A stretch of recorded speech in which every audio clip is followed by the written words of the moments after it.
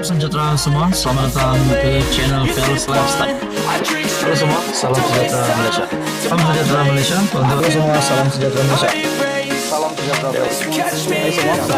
Halo semua, salam sejahtera Malaysia.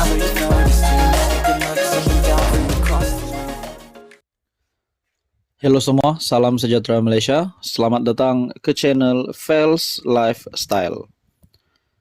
Sebelum ini kita mendengar nama Ahmad Samsuri ataupun Dr. Sam ataupun Menteri Besar Terengganu selepas menang di Parlimen Kemaman. Nama MB Terengganu disebut-sebut menjadi calon Perdana Menteri untuk Perikatan Nasional. Akhirnya sebuah ulasan daripada Syabuddin.com, Dr. Ahmad Samsuri belum tentu boleh jadi Perdana Menteri.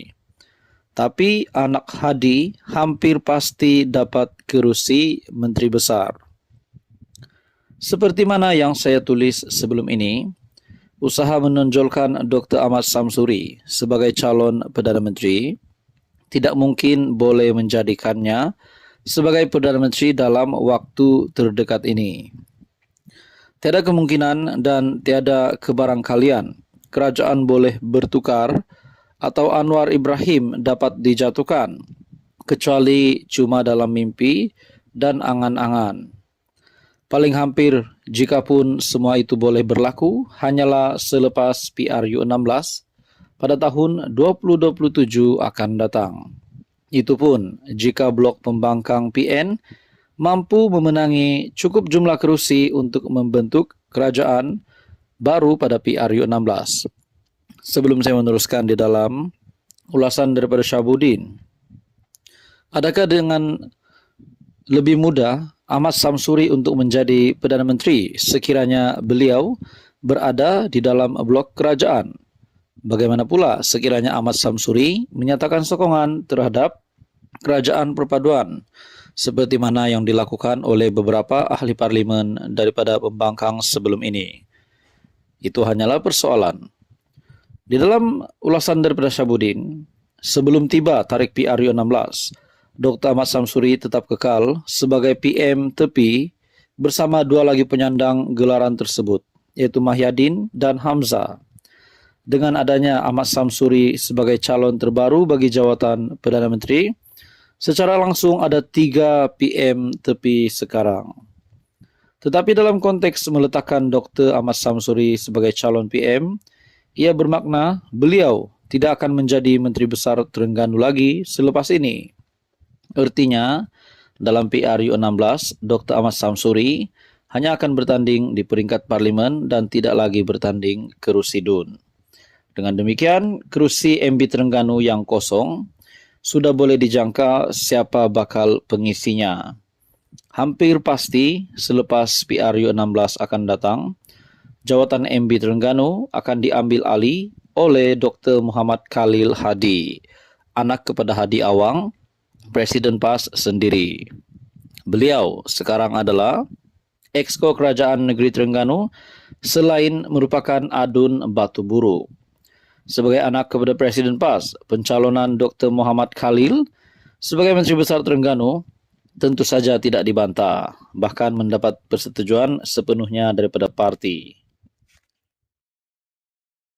Halo semua, salam sejahtera Malaysia. Selamat datang ke channel Fels Lifestyle.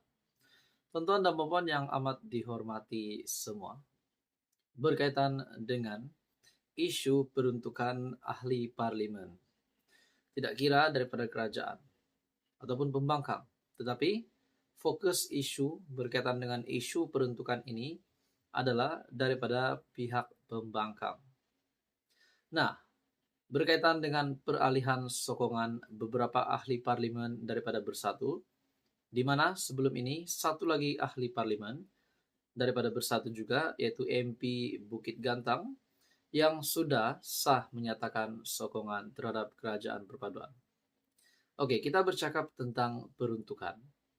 Pernahkah kita mendengar sebelum ini pengumuman daripada Datuk Seri Anwar Ibrahim yang menyatakan ada syarat ataupun prasyarat daripada ahli parlimen pembangkang untuk mendapat peruntukan untuk ahli parlimen.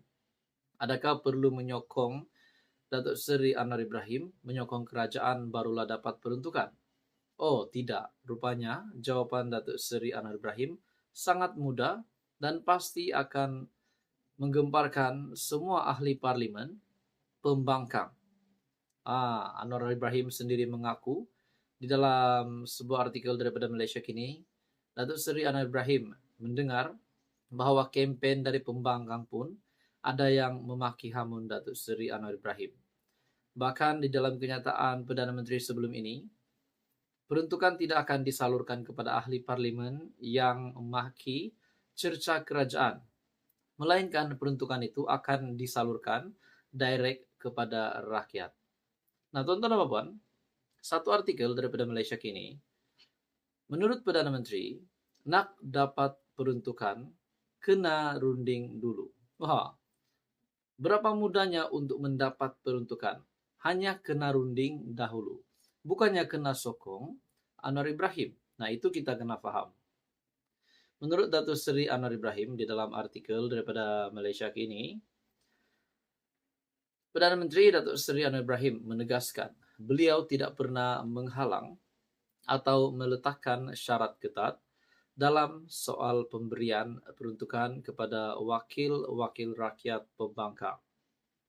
Anwar berkata, beliau mahu peraturan dihormati, yaitu ahli parlimen pembangkang perlu melakukan rundingan bersama timbalan Perdana Menteri Datuk Seri Fadillah Yusof terlebih dahulu. Runding dahulu. Saya tidak pernah meletakkan syarat atau prasyarat untuk menyokong Perdana Menteri. Tak perlu ada syarat menyokong Perdana Menteri. Ada beberapa peraturan runding soal peruntukan dengan kerajaan yang dilakukan dalam mesyuarat yang lalu ketika PH menjadi pembangkang. Saya kadang-kadang aneh.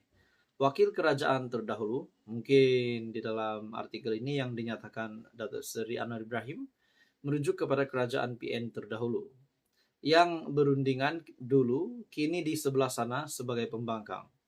Dia tahu proses berapa kali berunding, tapi sekarang macam tak tahu langsung, kata Datuk Seri Anwar Ibrahim pada sesi waktu pertanyaan-pertanyaan Menteri di Dewan Rakyat. Anwar menjawab soalan tambahan Syahidan Perikatan Nasional Arau berhubung peruntukan kepada wakil rakyat yang pembangkang yang masih belum dimuktamadkan. Perdana Menteri berkata, sehingga kini belum ada rundingan dilakukan oleh blok pembangkang. Nah, di sini siapa yang nak disalahkan? Ataupun siapa yang sepatutnya bertindak? Adakah Datuk Seri Anwar Ibrahim yang patut mengadakan rundingan? Bukankah pihak pembangkang yang patut mengadakan rundingan? Anda boleh komen berkaitan dengan itu. Menurut Anwar, justru saya tegaskan YB Arau, soal peruntukan tak usah dipanjangkan. Runding dengan baik dan selesaikan, tiada syarat ketat. Saya dengar kempen-kempen pembangkang maki hamun saya, tuduh Perdana Menteri tak guna, minta sokong baru beri peruntukan. Saya tak pernah kata begitu, tak pernah sebut begitu, kata Anwar. Anwar menyifatkan tidak munasabah jika pembangkang enggan mengadakan rundingan, sedangkan mereka sendiri mahukan adanya semangat kerajaan pembangkang yang demokrasi. Nah, berkaitan dengan itu, Taqiyuddin Hasan pula yang membidas. Maafkan saya, Taqiyuddin Hasan pula berkaitan dengan kenyataan nak peruntukan kena runding dulu. Saya juga melihat di dalam satu laman YouTube daripada Kini TV yang bertajuk, saya tak kata kena jilat Perdana Menteri, macam perangai walaun, Anwar bidas Taqiyuddin. Wah, ini berkaitan dengan peruntukan, isu peruntukan untuk ahli parlimen pembangkang. Tuan-tuan dan puan, bagi saya kenyataan Datuk Seri Anwar Ibrahim ini pasti akan menutup mulut ramai orang. Pasti mengejutkan kepimpinan pembangkang. Apa komen Anda? Teruskan bersama di dalam channel ini untuk info yang seterusnya. Mohon bantu channel ini dengan menekan butang like, share, dan juga subscribe.